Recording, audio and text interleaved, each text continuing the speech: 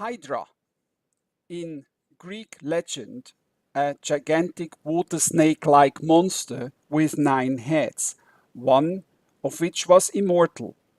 The monster's haunt was the marshes of Lerna, near Argos, from which she periodically emerged to harry the people and livestock of Lerna.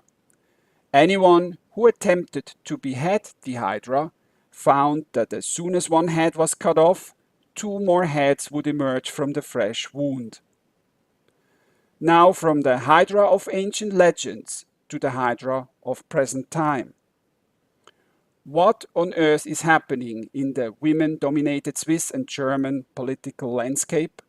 How is it possible that Germany's Angela Merkel has become a role model for our Swiss Justice Minister, Simonetta Sommaruga, and the Swiss Head of State, Doris Leuthard, making the very recent state visit of Jean-Paul Juncker, EU Commission's President, look and feel like a happy-clappy family affair between siblings.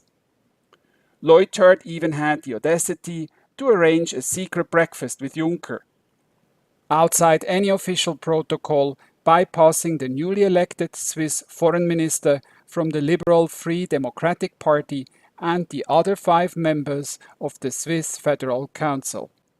This has been Swiss news headline for a while now. The later press conference was very revealing too.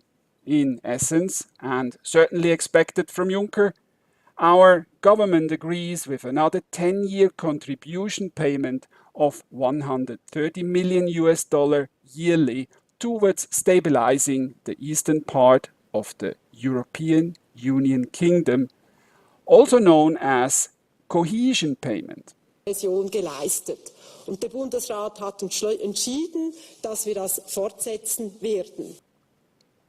This, of course, is the EU way of expanding and provoking the sleeping Russian bear further, as more and more former Soviet states feel drawn towards the light of the all-for-free EU Dreamland project, financed by countries like Switzerland, but soon at least not from UK anymore. Und wo wir der Meinung sind, wir haben ein Interesse weiterhin am Marktzugang, am Funktionieren auch der erweiterten Europäischen Union und am Ausgleich weiterer sozialer Disparitäten. As a non-EU member, it is outrageous that Switzerland is participating in such kind of political adventures. I wonder if this could be challenged in our High Court, and it is likely that the SVP party will take up a new referendum against it. Switzerland is neutral and a non-EU member state and should wisely not get involved with Merkel's crazy imperialistic dream of an ever-enlarged EU superstate. But what really topped it all was Juncker's remark that Switzerland regularly beats the speed and willingness to comply with EU expectations, and even more than any actual EU member state is capable and willing of doing. Die Schweiz fährt nie im Windschatten. Die Schweiz bewegt sich auf offener See mit einer Schnelligkeit, die manchmal die Schnelligkeit der Mitgliedstaaten der Europäischen Union in den Schatten stellt. He also had a Freudian slip of his tongue by calling Switzerland a not yet member state of the EU. Die Schweiz ist für uns ein wichtiger Partner. Und auch wenn die Schweiz nicht zur Europäischen Union gehört, gehört die Schweiz doch zu Europa. I mentioned in my previous videos that it is not a matter of if, rather when Switzerland will become a vassal state of Germany again. Further, Juncker confirmed that the EU is very happy that Switzerland has got 25% foreigners in its workforce, and as I reported in a previous video, close to 40% residents with migration background. It is my opinion that Swiss people will be a minority in their own country in 1 to 2 decades. A new special contract replacing many existing bilateral agreements binding Switzerland ever closer to the EU is expected to be ratified in spring 2018. Wir haben uns über das Rahmenabkommen, ein schreckliches Unwort eigentlich, weil de facto handelt es sich um eine Art Freundschaftsvertrag zwischen der Schweiz und der Europäischen Union unterhalten. Auch hier hat es Fortschritte gegeben. And again, the same pattern of obedient Swiss politicians, happy and willing to comply with every demand from Brussels, is on display. All done in the name of frictionless EU market access, and even more important it seems, for being seen by the world as a shining beacon of virtue. When I talk to Swiss expats, the perception of insane and failing Swiss politicians is very widespread.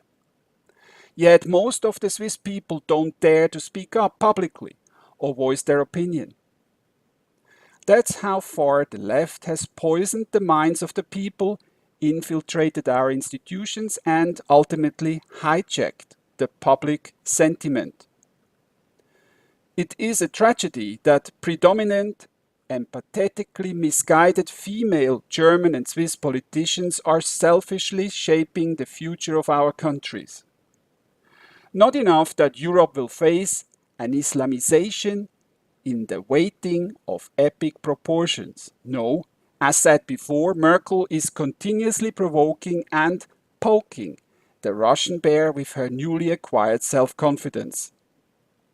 Furthermore, due to Merkel's guilt-driven irrational empathy towards minority groups, except towards her own native people, it seems, the ethnic cohesion within our societies is rapidly declining. Content like this can't be discussed with the mainstream left, nor brought to their attention. A massive ideological division and culture war is running across families and generations in our societies. At the latest Frankfurt Book Fair, 2 self-help books recently got published and are titled Living with the Left, and the second one, Talking to the Right. The choice of the book titles is actually hilarious because it confirms in a subtle way the absolute inability of the left to engage in any meaningful debate, and implies further that the left possesses a set of unmovable values and emotions. In contrast, the right could be talked to and with enough persuasion eventually moved into the emotional arms of the left.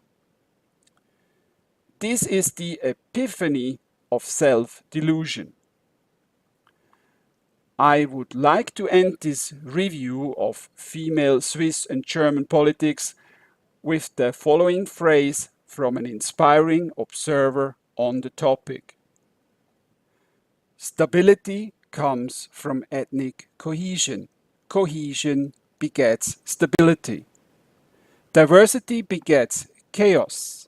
Being without a group identity, meaning racial, religious, cultural, or national, begets nihilism and ultimately oblivion. Thank you for your time and be well.